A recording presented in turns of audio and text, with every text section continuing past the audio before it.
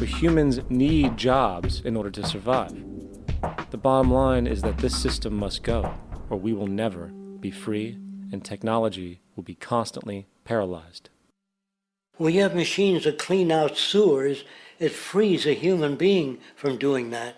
So look at machines as extensions of human performance.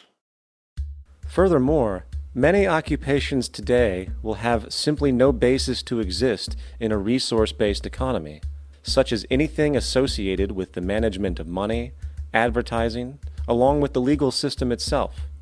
For without money, a great majority of the crimes that are committed today would never occur. Virtually all forms of crime are a consequence of the monetary system, either directly or by neuroses inflicted through financial deprivation. Therefore, laws themselves could eventually become extinct. Instead of putting up a sign, drive carefully, slippery when wet, put abrasive in the highway so it's not slippery when wet. And if a person gets in a car that's drunk and the car oscillates a great deal, there's a little pendulum that swings up and back, and that'll pull the car over to the side. Not a law solution.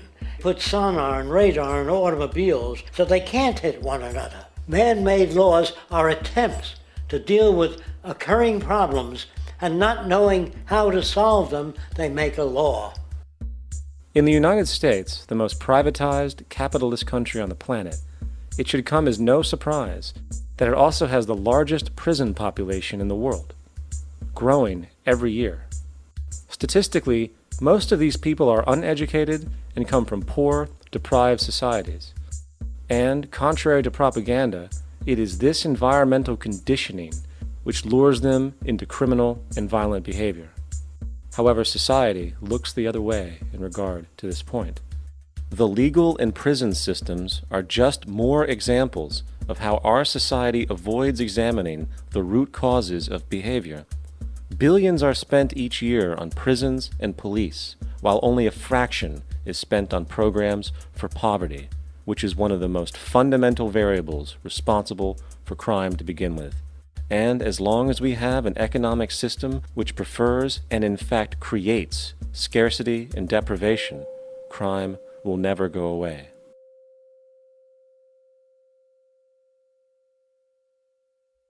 If people have access to the necessities of life without servitude, debt, barter, trade, they behave very differently. You want all these things available without a price tag. Now then, you gotta have a price tag. Well, what'll motivate people? Man gets everything he wants, he just lay around in the sun. This is the myth they perpetuate. People in our culture are trained to believe that the monetary system produces incentive. If they have access to things, why should they want to do anything? They will lose their incentive. That's what you're taught to support the monetary system. When you take money out of the scenario, there would be different incentives, very different incentives. When people have access to the necessities of life, their incentives change. What about the moon and the stars? New incentives arise. If you make a painting that you will enjoy giving it to other people, not selling it.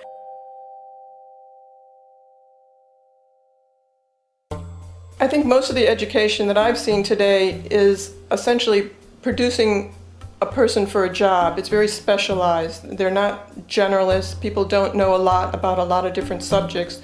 I don't think you could get people to go to war if they knew a lot about a lot of things. I think education is mostly rote, and they're not taught how to solve problems. They're not given the tools emotionally or within their own field of how to do critical thinking. A resource-based economy, the education would be very different. Our society's major concern is mental development and to motivate each person to their highest potential. Because our philosophy is the smarter people are, the richer the world, because everybody becomes a contributor.